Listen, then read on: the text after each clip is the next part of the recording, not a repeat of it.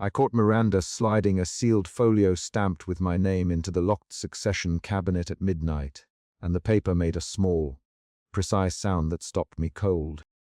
Betrayal landed in my chest as a concrete thing. The weight of the folio, the angle of her hand, the calendar alert visible on her phone that read transition plan. I stepped back into the hallway, gripping my camera strap until my fingers ached, and the suspicion that had been a quiet H for weeks snapped into focus. I had come back for my camera strap, the one with the worn leather Alex uses every night when he shoots scout images for the team. I tell you that because it matters. I had nothing larger planned, no ulterior move. I was 20, 8 years old, junior art director. The kid Miranda had once singled out and taught how to frame a composition, how to make a client feel the story in a single image. I lived 2 blocks from the agency with my mother and younger sister, paid the rent with freelance gigs and the steady paycheck, and carried a worn messenger bag that smelled faintly of coffee. Those details matter because they set the stakes: stability, pride, a rhythm I could not afford to lose. Miranda's hand was calm when I saw it. Her chin-length platinum bob caught the rimlight from the city, and she folded the folio without looking at me. She did not startle. She did not drop the paper. She slid it into the cabinet and turned the key with the same exactness she used when she praised a layout in front of the team. Her posture said control. Her eyes, when she finally met mine through the glass partition, gave me a measured smile that did not reach her voice. "Alex," she said, on that precise, cool tone she keeps for the room you still here. "Why is there a folio with my name in your succession cabinet?" I asked. I kept my voice even because I wanted to watch her reaction. My hands tapped the messenger strap. My jaw tightened. She folded her hands and did what she always does when she wants to move on. She gave a small, exacting smile. "Open it and see." Miranda. The line from Julian arrived on my phone the moment her smile closed. "Meet me for the presentation in the morning." The message was brief. Julian Park's name flashed with the CO badge. His text carried the kind of casual demand that leaves no room for negotiation. I say suspicion became anger in the span of 2 sentences because I felt my mouth go dry and then my voice rise. "Miranda, tell me what's happening. Is there a transition?" I asked. I stepped closer to the glass corridor. The floor hummed with the night act. The calendar on her phone blinked. "Transition, test phase." Miranda paused, then her control toe dropped a half step. "Alex, you've been ready. This is a test of ownership. Lead the morning deck and you will see what I mean." Her hands folded again, precise as origami. Her words landed like a challenge. I had been her student for 3 years. She had corrected my line spacing in front of clients, taken my half-formed ideas and rewired them into storytelling machines. I had stayed late because she stayed later, because I wanted to learn that exacting control, because my family depended on my steady paycheck. The calendar entry and the sealed folio reframed those late nights as something else, a plan with me at its center, drafted without my consent. We argued then, but the argument began with questions and ended with a deadline. "Mirror, glass turned us into silhouettes." "Miranda, you don't get to surprise me with a promotion test on a client presentation." I said. "This isn't a surprise, Alex." "You for a chance," she replied. "You wanted to run something in front of Julian. Take it and run it." Julian's message pinged again. "Meet at 9. Bring the deck." The corridor smelled of toner and brewed coffee.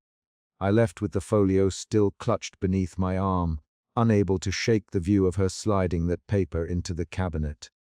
That motion had rearranged how I read every praise she'd given me in the past year.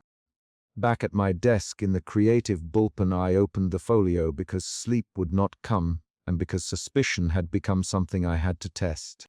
The file inside was stamped transition memo. There was a draft email between Miranda and Julian that listed my name and a sequence of staged exposures. A solo lead on a client pitch, a manufactured gap for me to fill, a note that read, "See if he can own it." Each instruction was written with Miranda's clinical voice and Julian's fiscal shortened. I read and reread the memo until my eyes stung. The emotion shifted then, anger thinned into confusion. I paced the bullpen. My hands rearranged sketches more than once. My chest felt tight. I thought of Miranda correcting my kerning, and then of her placing the folio into the cabinet like a piece of evidence in a trial. I had believed mentorship and now had proof it had been orchestration.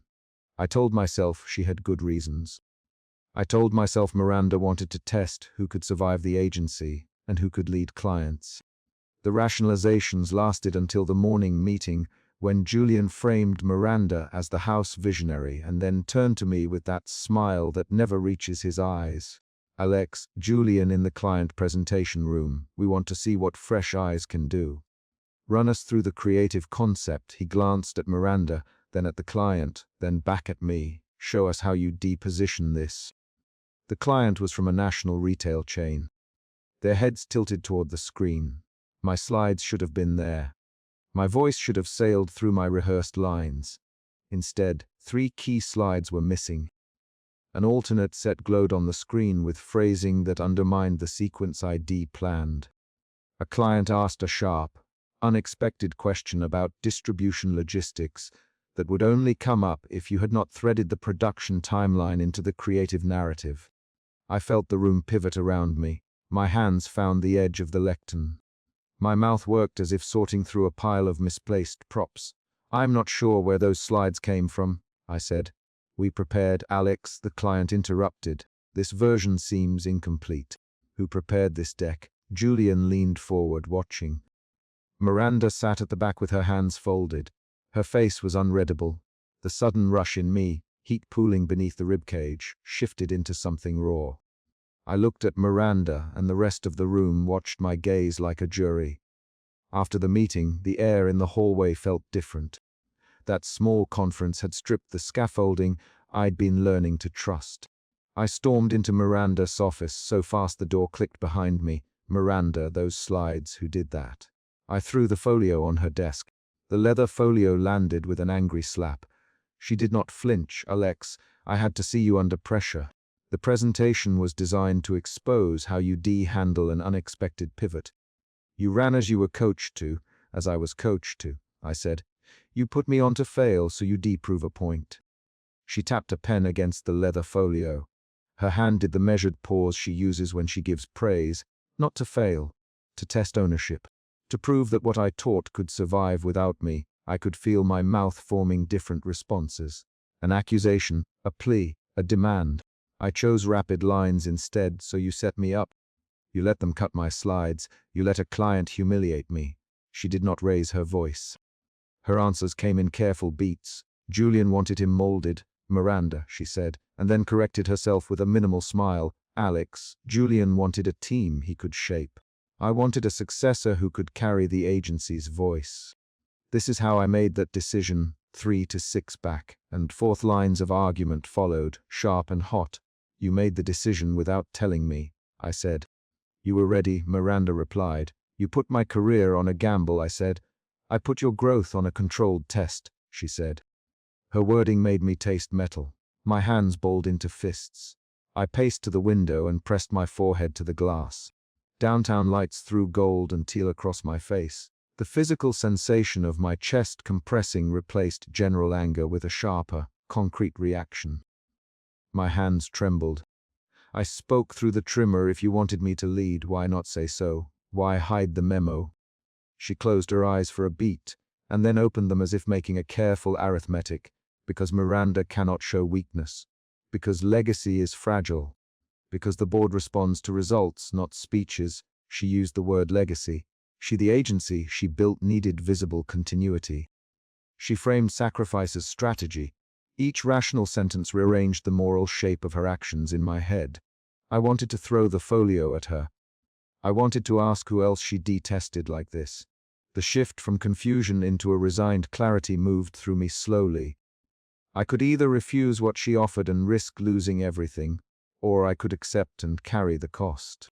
I left her office with the offer letter unfolded inside the leather folio. The letter was short and formal. Promotion to senior creative lead, effective immediately. Responsibilities listed in legal precision, a quarter more pay, authority over junior hires. A clause that required me to run at least 2 client presentations without Miranda present in the next 6 months. The paper smelled faintly of bergamot, the same scent Miranda wore. I sat alone at the end of the executive wing where the carpet swallowed sound. The chair faced a corridor. On the chair lay a single pen. I held the pen between thumb and forefinger. My vision narrowed and a fresh wave of feeling rose, something like shame folding into obligation. My fingers tightened. When Julian appeared, he did not knock. Julian opened the corridor door as if entering a stage. "Alex," he said smoothly, "you did as instructed." A messy moment, but honesty builds character. "Julian," I said, "who arranged for the slides to be swapped?" He smiled and checked his cufflinks. "Miranda did. She designed the test. She also wrote the memo. I approved the plan." "You should read your future with that in mind." My tongue found quick words. "So I was a set-up. You wanted to see me fail and then adapt." Julian's laugh was familiar and sharp. "Not fail, learn. The market weeds out those who can adapt. You should be grateful Miranda took the risk." He leaned forward. "Own it, Alex. Take the offer or don't." His presence shifted the dynamic again. His choice carried business logic where Miranda's had sounded like protection. The shift inside me was practical now, calculation over fury. I weighed the rent, my sister's tuition, my mother's medicines. I thought of the nights I stayed late watching Miranda correct a layout, watching how she moved clients with a single sentence. I opened the folio and found the draft email between Miranda and Julian again. The precise, cold instructions read differently now that I'd been in the front of the room. The memo contained a postscript: "If he proves resilient, integrate him gradually. If he breaks, reassign with dignity." The clause about dignity felt like a balm and a threat at once. When I confronted Miranda with that line, she folded her hands and looked at me in a way that finally stopped me. "Alex," she said, and her voice lost some of its distance, "I did not want to hurt you. I wanted to ensure the agency had a leader who could do what's necessary under pressure. That's my responsibility." She tapped the leather folio once, "And you have to decide if you can carry that responsibility." I thought of the night I first stayed to watch her work. She had shown me how to set a visual hierarchy, how to let a headline land, how to make a client's face move when they saw a mock-up. She had pulled me into confidence then. Now she was holding out a test, and a promotion that came with the stain of being staged. My hands shook when I signed the acceptance line on the offer letter because the pen felt like the point where choice became consequence. The mini cliffhanger came in the form of an unexpected phone call as I sealed the envelope to Ha. My mother called to say our landlord wanted the overdue rent paid by the end of the month. Her voice carried a tiredness I know from our kitchen table. That call turned the ethical dilemma into a ledger: pay rent or walk away. The external event forced the decision to land now. I walked the folio down the corridor to the executive suite. Miranda watched me approach, and when I stopped, she gave the smallest of nods. It was not triumph, it was not apology. It was a pivot of someone who had practiced restraint for decades. "Alex," she said, "if you take the role, you will have authority. You will also have to make the calls I make. You'll be on the line. Are you prepared for that?" I thought of the pitch and how my throat had gone dry. I thought of the client rolling their eyes. I thought of Julian checking his watch. I thought of my sister's scholarship letter pinned to our refrigerator back home. I slid the pen from the chair into my hand. The hinge of the pen clicked softly. "Yes," I said. Miranda's face softened for a breath. She did not reach out to touch my shoulder. She never does that. She folded her hands and then, in a motion as precise as any design choice she had taught me, she offered me a small piece of counsel. "When they try to unsettle you," she said, "don't answer to the panic in the room. Answer to the idea you believe in." I put the pen down on the circle of paper where the signature had already been written. My hand hesitated. I could feel the steady intake of my breath. My thumb smoothed the paper. I set the pen aside and lowered myself into the chair. The corridor light warmed the leather on Miranda's desk. Outside the window, the city glinted in gold and teal spill. The folio lay closed. The offer letter sat folded. I had accepted, my signature pressed clean into the paper, and the chair at the end of the corridor kept its single pen. The moment was concrete. I had a promotion, and the cost of being chosen was something I would carry when I walked into the next room. When I left the executive wing, Miranda returned to her desk. Julian retreated to his office. The agency continued. Calls, emails, the thin click of keys. The pen remained where I had left it until someone collected it later that evening.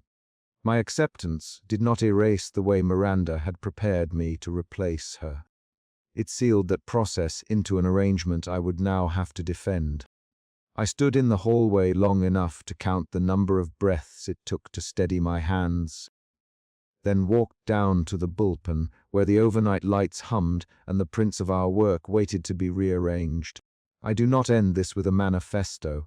I end this with the fact that a pen sat on a chair. I set it aside, and I sat. That choice rearranged the next morning, and the next set of presentations would show whether I could hold the authority Miranda engineered for me, or whether Julian's preference for pliable talent would find me wanting. For now, the agency was quieter, and the folio in Miranda's cabinet kept a folded plan that had moved me from pupil to the person in the seat. The consequences would arrive with the next call, the next client question, and the next person who watched me handle a room. The folio moved like a small, deliberate weapon across the table. Miranda's fingertips barely brushed the corner, and then it was there. Betrayal landed in my throat the instant my palm closed over the stamped seal. "What is this?" I said, and I said it loud enough for the creative team at the table to look up. Julian smiled without humor. Miranda kept her hands folded on the table, the fold of her silk sleeves exact. The room smelled of brewed coffee and toner, and the glass reflected the skyline in hard, teal shards. "I am Alex Rivera.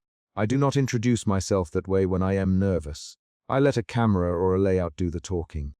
But in the next 3 sentences I needed the team to know whose name was on the folio and why it mattered. I stood up. I put the folio on the table in front of Julian. "This has my name on it," I told him. My voice was even. My palms were not. The pitch prep had been tight, a 2-hour loop of client notes, font choices, and pixel arguments. Julian had been in the room for 9 minutes, checking his watch twice. Miranda had been sharper than usual. The folio arriving at that moment made the meeting change shape in an instant. People shifted in their chairs. A junior copywriter, Raina, cleared her throat. "Is this Succession?" she asked. Her question folded the table conversation into something colder.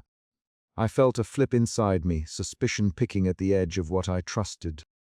I remembered the time months earlier when I caught Miranda sliding a sealed folio into the locked Succession cabinet at midnight. The sound of the paper against metal had been small and precise. That memory sat in the middle of my chest now, specific and raw. The cabinet's cold lock, the calendar alert on her phone ID glimpsed in the dark. I had not told anyone then. Now the folio was public enough to force the issue. Miranda's eyes met mine. She did not look surprised. She looked like someone confirming a plan. "Alex," she said, measured, "I asked Julian to review your portfolio for the board. We need leadership clarity before the client meeting." Her voice worked like a hinge. It opened one thing and closed another. I had 2 impulses at once. The first was to thank her. The second was to ask why my name was being used as a public example without my consent. I chose the second. "You put my folio in front of him without telling me," I said. "Why?" Miranda's smile thinned. "Because you needed pressure, Alex. Because the board needs to see a visible successor. Because you perform better when given a clear runway." Her fingers tapped a steady rhythm on the glass. "Because I built this agency, and I cannot leave it to chance." Her reasons were precise. My reaction was not. I felt anger slide into something colder. Calculation. That shift, anger to calculation, moved my hands. I set the folio back between us and waited for Julian to respond. Julian's reply came in the lobby, after the pitch room emptied. He found me by the angular fern in reception and closed the space between us with a casual step. "Alex," he said, the single name greeting shaped like an offer. "You did well in there." Miranda sent something through. "Clever woman." He smiled the way a man offers a contract without sliding the paper across the table. His approach was sales. "Lean forward, check watch, tilt head. I can make you the visible successor," he said. "Rapid promotion, public title, client FaceTime." But there are terms. Terms sounded like a business card saying goodbye to freedom. Terms. I asked non-compete clauses, public endorsements, a relocation clause if a key account asks, and monthly check-ins with me. Also, he added, some reputation management. You become the agency's image in certain markets. He watched my expression the way a cinematographer frames light to reveal just the cheekbone. I heard Miranda's voice in my head explaining testing under the guise of mentorship. I heard my late night memory of the locked cabinet. I felt my loyalties split like a layout with two color directions. The shift from suspicion to anger to doubt came quick. I wanted to believe Miranda protected me. I wanted to believe Julian's offer was the fastest path to stability for my family. I feared that accepting would bind me. I told Julian I needed time. He closed with a clean line. Think about leverage, Alex. Power wants partners who accept constraints. He left. The lobby felt colder. I walked back to the studio and sat at my desk where the day had left a small stack of roughs and an old black coffee ring. I opened the folio. The folio's seal had been stamped in gold leaf. The addendum was not on the front page. It was folded into a client brief under a print spec. My fingers hesitated. The line between mentorship and contract had been papered over in tiny clauses. The hidden clause read like a personal map of obligations. It demanded that any promotion be accompanied by a binding public role, speeches, client lunches, external interviews, and a probationary period of oversight by the executive office. Most of it was normal corporate language. The paragraph that made my chest constrict named a non-disclosure about internal succession discussions and a penalty clause tied to certain personal sacrifices. A vague requirement about availability for late-night client events and a stipulation about relocation assistance that could be rescinded if leadership integrity criteria were not met. I read the lines twice. My hands tightened on the paper. I felt anger rise again, and this time it flickered into a steadier, fiercer resolve. I grabbed my phone and I went to find Miranda. I caught her in the corridor outside her office, standing with her back to the windows. The light cut across her blazer in gold and black. Miranda, I said, you put this in my folio without telling me. There's a clause that. I held the folio up between us. She turned slowly. Her face did not change much, but her eyes moved faster than her mouth. Alex, she said, I thought you'd see the necessity. This is not a trap. It is a structure. She folded her hands. I have watched you design with a clarity most of that room lacks. I elevated you because you could carry our voice. You elevated me by signing me to conditions I didn't agree to. I said, I need to know if you put my name forward to protect me or to secure your legacy. There was a pause. Both. Miranda finally, both and more. Her answer did not land like explanation. It landed like a ledger entry.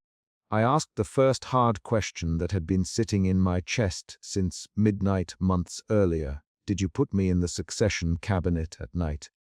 The time I found the folio, she did not blink. Yes, that single admission tightened something in me I had been trying to keep loose. Trust. I had gratitude toward her for training me, for the rare praise she gave. I also felt used. The emotion shifted again, from calculated anger into a quiet, bitter disappointment. My hands went cold.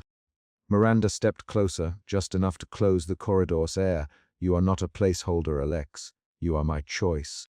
I cannot afford to leave without assurance that the agency's voice survives. She the words without flourish. I am afraid of being replaced by the wrong kind of leader. I made you the right kind. Her voice contained fear, thin and brittle like a varnish. It was the first time I heard her admit a stake beyond control. That admission did something unpredictable. It diminished some of my anger and introduced another danger. Gratitude and resentment could be a hazardous mix. I did not answer her immediately. Instead, I walked down to the lobby and waited for the next external move. The next external move came in the form of an email from Julian. A meeting in his corner office at 3 p.m. sharp. Julian's office had a single floor-to-ceiling window. He kept his watch face turned toward you, as if time itself were another item on a balance sheet. He set a leather folder on the desk and opened it without glancing at me. The folio and the addendum sat between us like evidence. Alex, he said, Miranda has been pragmatic. You have talent. We can accelerate you. But leadership is not just talent, it's availability. Are you willing to be available? I answered with a question. Available for what, exactly? He looked at me as if he were offering a camera angle. Late logs for clients, corporate appearances, immediate acceptance of team restructuring when needed, and a willingness to be the public face when crises arise. We would also expect loyalty. Non-disclosure of internal maneuvering and agreement to an advisory oversight for 12 months that reads like micromanagement, I said. It reads like I give up the right to negotiate my life. He pursed his lips. It reads like the cost of moving up. There is no free rise. You should know what you ask for. The exchange became a negotiation. Julian spoke in short, practiced sentences. I answered with equal economy. 3 rapid lines followed. Back and forth. Julian, is this about the account's comfort or control? I asked. Both. Julian, clients want a face they trust. The board wants stability. And Miranda. I said, Miranda wants an heir, he said. I want someone malleable. That last line landed like a practical diagnosis. It forced another decision point. I left the office with my head full of clauses and my chest tight with decisions. An unexpected moment happened then. Rena from the creative team intercepted me in the stairwell with a crumpled draft and an urgent look. Alex, she said, breath quick, the client called. They specifically to see your deck if you do the presentation tomorrow. They were ready to commit if the creative direction is the same as today. She handed me the draft. We need you to lead. Her plea shifted something inside me. The abstract negotiation collapsed into a concrete demand. The team expected me. Acceptance would mean leading on a fragile foundation. Refusal might look like retreat. I called Miranda and asked to meet in her office at noon. She agreed. The office smelled of bergamot and old paper. She pushed a cup of coffee toward me. Her gold cuff reflected a thin line of light. Sit, she said. We will go through your plan. She opened a folder and laid out a strategic plan. It was comprehensive. Brand voice matrices, 5-year client roadmaps, succession scenario planning. She spoke like a teacher explaining a complex proof. I put you forward because you think like this, she said. Because when you cut images, you cut to meaning.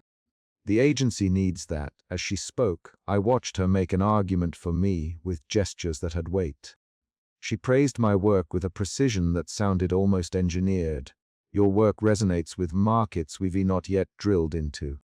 You can carry us there. Her praise should have felt like comfort. Instead, each sentence salted the wound of the folio's hidden clauses.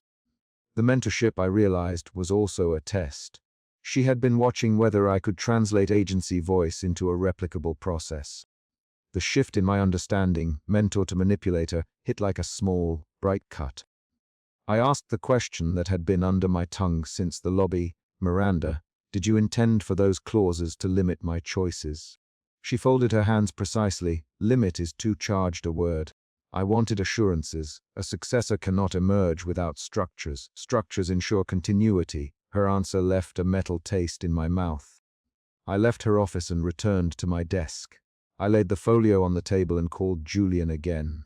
He was unreachable. I opened the folio one more time and found an addendum I had missed. A tiny clause that required public loyalty statements during transitions and language, assigning decision rights to an advisory board during the first year of any promotion. The clause read informal language, but the practical effect was concrete. For 12 months, major creative choices could be overruled. I felt the ground shift. That was the twist I had been dreading. Promotion in name that hollowed the role of creative authority. I forwarded a copy to Rena and 2 other team leads with a short line, read, prepare a defense for tomorrow, we present our vision. They do not overrule without clear cause. I hit send before I could second, guess the tone. A mini cliffhanger arrived 3 emails later. Julian replied with an invitation to a closed door meeting at 4, labeled final terms. We were now on a collision path. The team would expect me to lead. The executive office expected compliance. Miranda expected loyalty. I had to choose. The final confrontation with Julian was the chapter's apex. He had moved his office chair to face me directly. His tone was cool. You sent an internal email, he said. You escalated matters. I notified the team that our creative voice must not be hollowed out, I said. He leaned forward. Alex, leadership is different from authorship. Sometimes you must let the board steer for survivability. I placed the folio and the addendum on his desk. Then tell me exactly what survivability requires of me, I said. He named the consequences plainly. Public speeches, deference to advisory rulings, immediate acceptance of certain client pivots, and a probation period during which the advisory board could veto hires. He offered me prominence and then spelled out the price. Significant limits on what I could decide in creative terms. We traded 3 quick lines. Julian, is this a promotion or a leash? I asked. It is both, he said. Then I am wary of both, I said. He smiled thinly. Wary men are cautious. Caution keeps clients comfortable. The words left me with no easy path.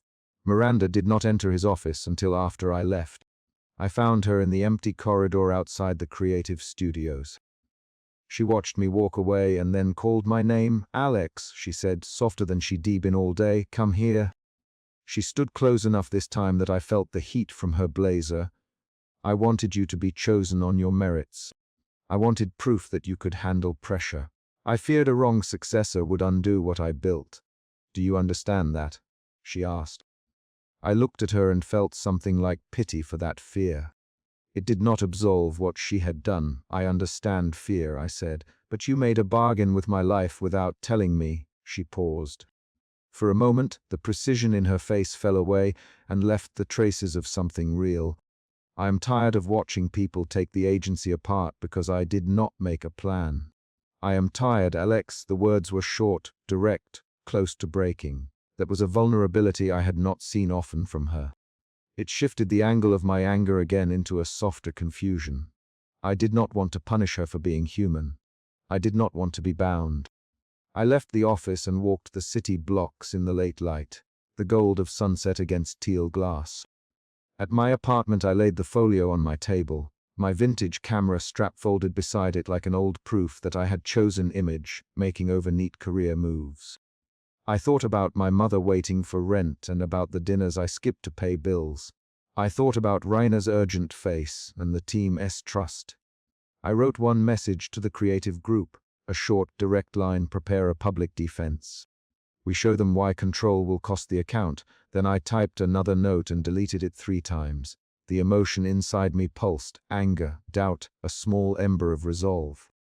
I typed and erased until the message felt like what I'd actually do, not what I wanted to say in the heat.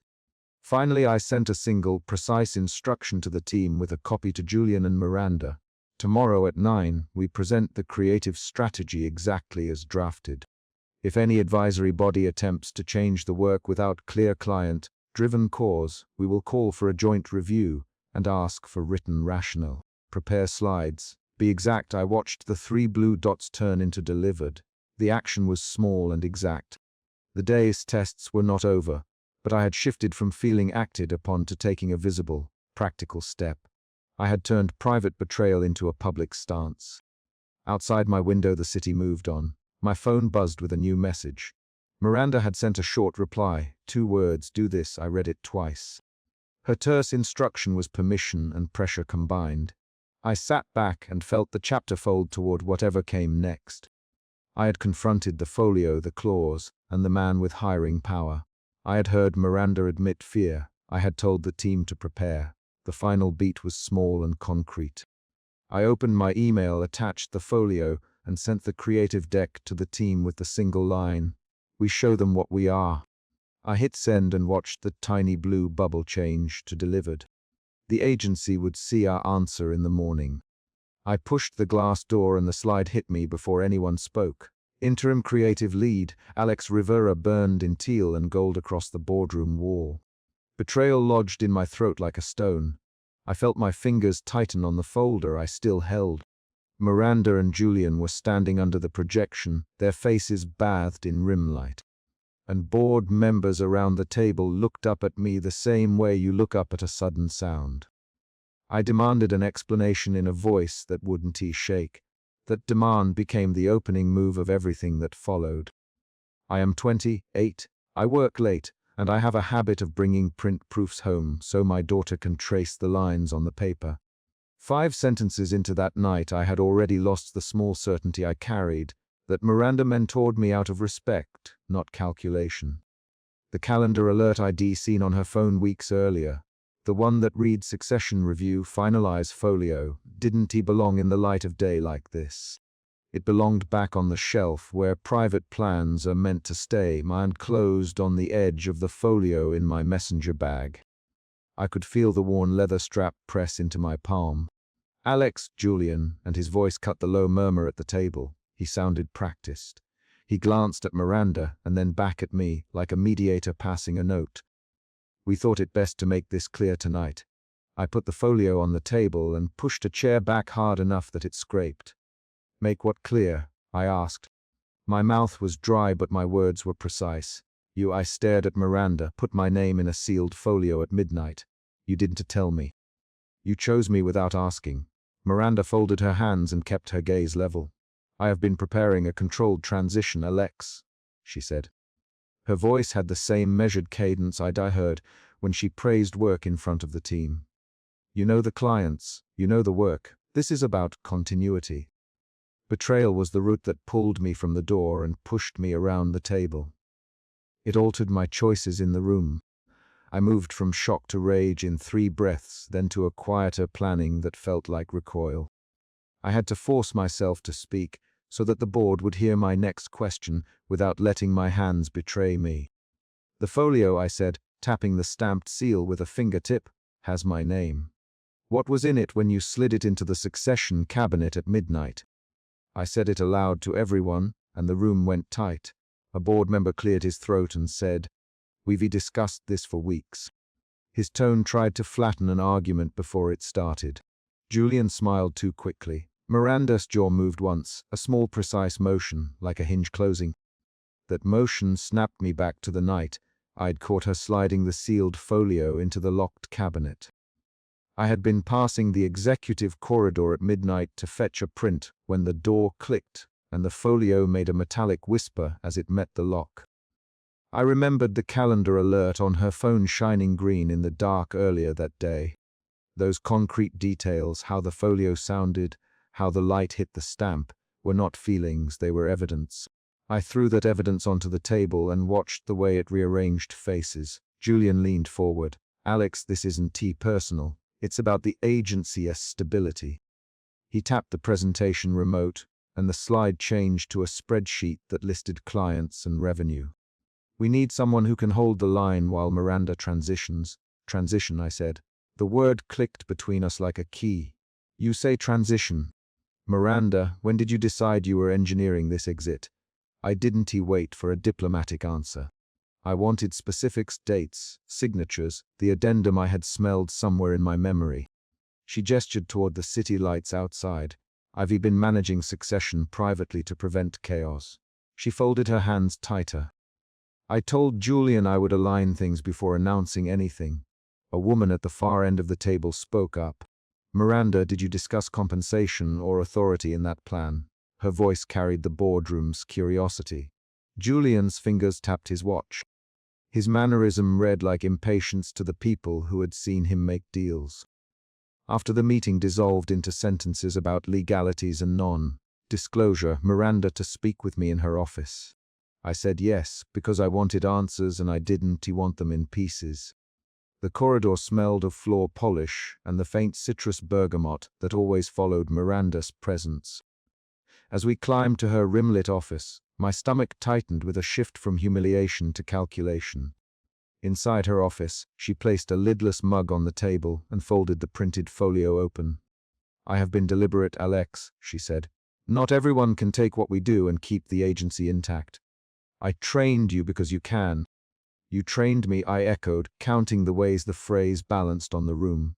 "Miranda, that sounds like praise and planning at once. When you slid that folio at midnight, did you mean to promise them me or to test me?" My hands tapped the desk in a rhythm I'd always had when thinking. She met my tapping with her own pause. "I meant both," she said. "I meant to secure the agency and reveal someone who could carry it.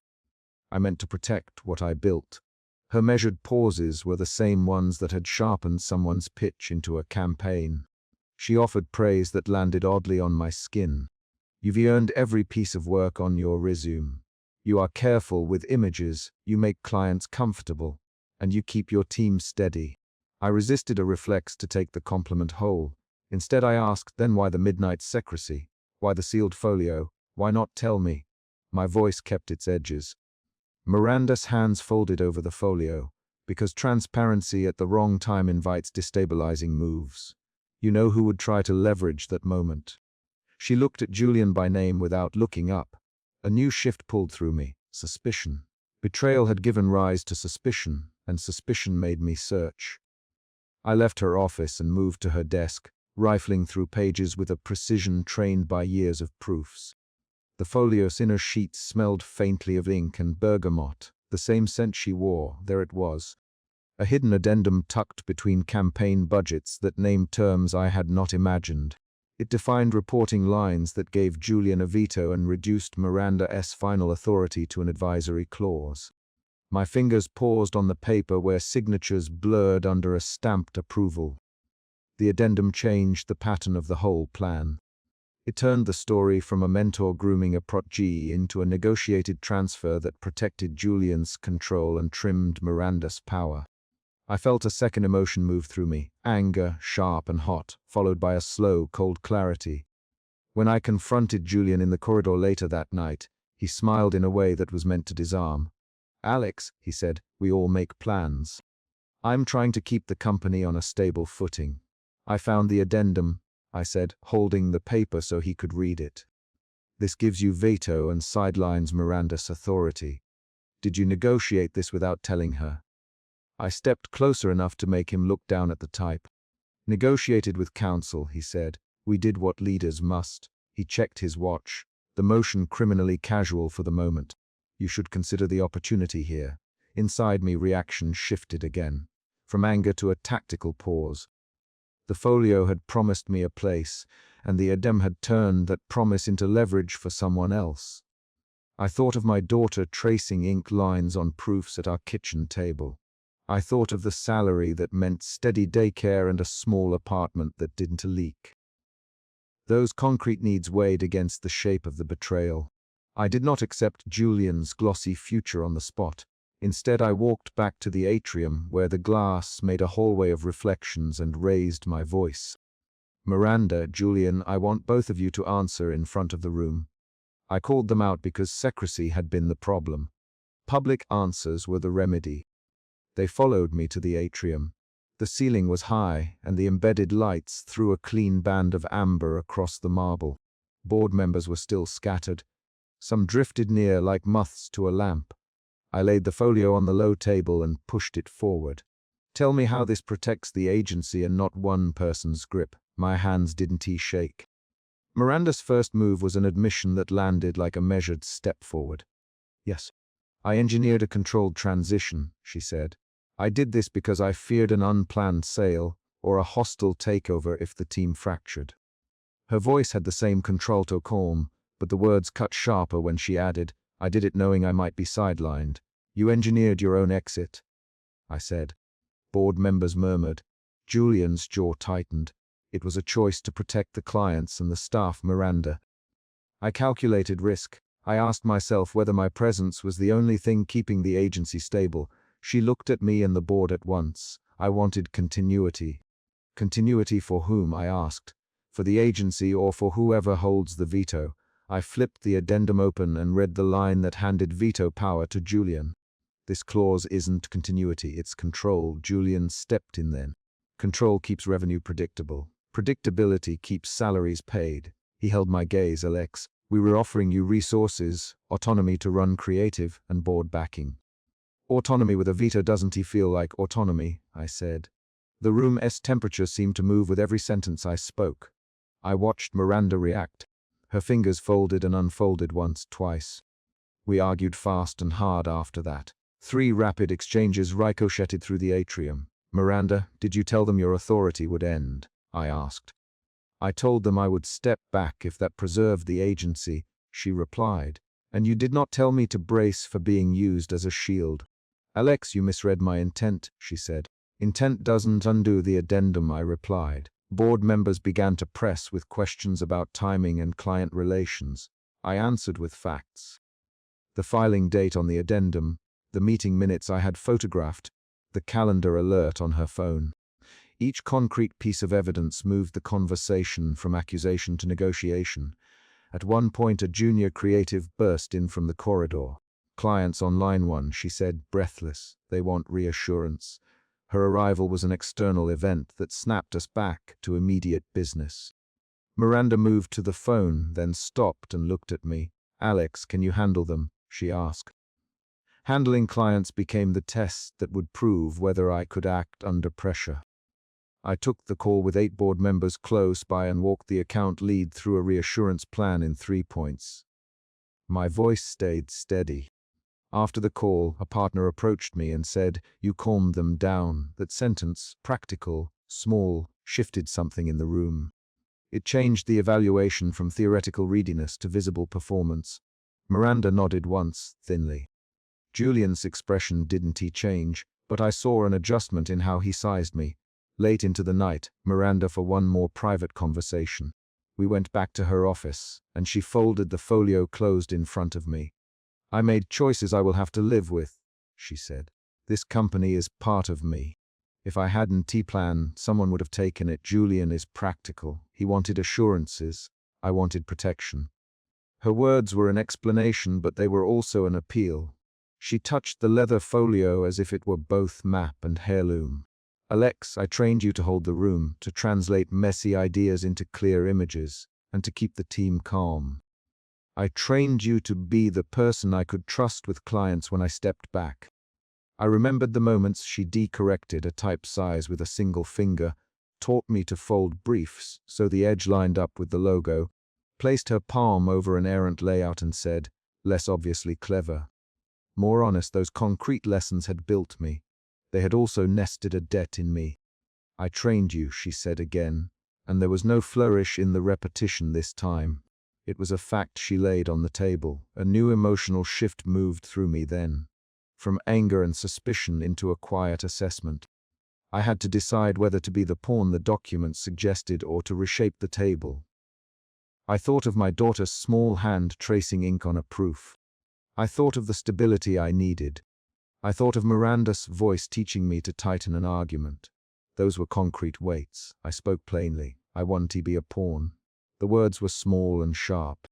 "If you want me to take this position, we write terms that protect Miranda's legacy and my agency. No hidden vetoes, clear reporting, compensation that covers the costs you called predictability, and public recognition of Miranda's role as founder for as long as she chooses." Julian objected when I laid those terms out in the boardroom.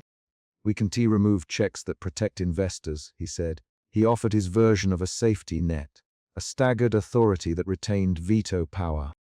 We traded 3 rounds of quick exchange where he angled for control and I refused to accept the addendum's secrecy.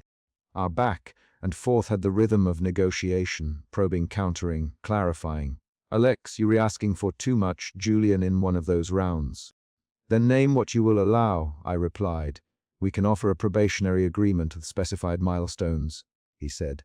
"Then the milestones go public and Miranda retains advisory authority with explicit client protection clauses," I replied. 3 board members spoke up to break the deadlock and suggested mediation with legal counsel at first light. That external intervention was a minor cliffhanger. Would Julian accept an open process, or would he push the addendum through quietly? The room paused to see which path he'd pick. Julian leaned back and glanced at Miranda. "Do you accept those terms?" he asked her silently. Miranda looked at me. Her eyes were rimlit and tired. "I accept," she said finally. The sentence landed and took the room with it. She accepted the public terms that preserved client protections and kept her name tied to the agency. No fireworks followed. Instead, we spent the next hours drafting language, calling legal, and arranging a public announcement window. Each action was mundane and real.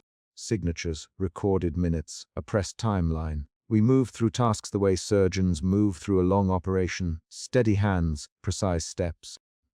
At dawn, when the cleaning crew rolled a cart down the corridor and the city began to pale at the edges, the boardroom felt like a room that had lived through a storm. Chairs were pushed back into place. Coffee cups had rings on the table. I sat in the newly vacated executive chair that had been empty since Miranda's decision circulated. A single pen rested on its arm. Miranda stood near the doorway, coat over her arm. She didn't ask me to take anything from her. She had engineered an exit and then put it in my hands with conditions I'd insisted upon. The emotion that guided me at the end was less a slogan than a set of actions: protect clients, secure staff, and honor the work she'd done. She crossed the floor and paused by the window that framed the skyline in blue-gray light. "Alex," she said, "you can run this. Be careful with the part of the company that is not on an org chart."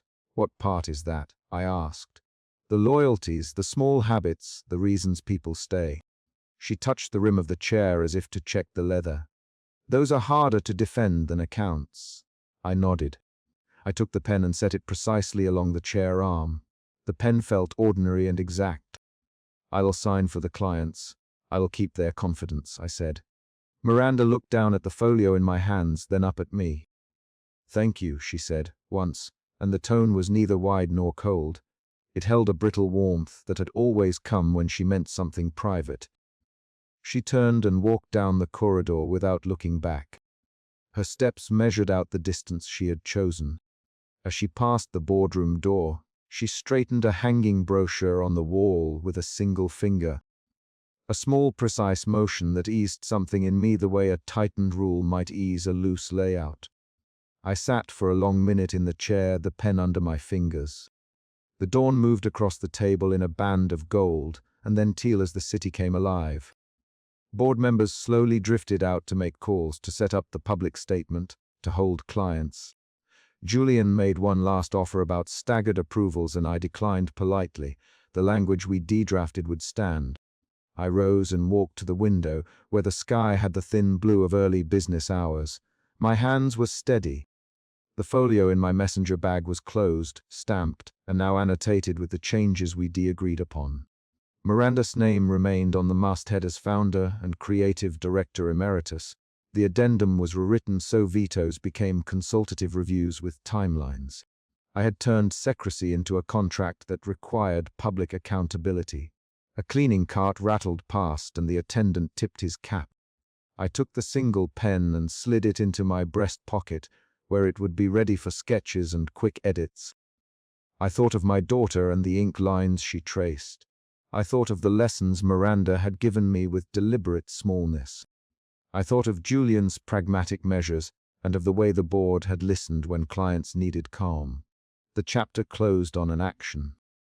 I took the pen from the chair and put it in my pocket, stood, and walked out of the boardroom into the corridor where Miranda had just disappeared. There was no speech about destiny. There was only the sound of my shoes on the floor and a new set of minutes to fill.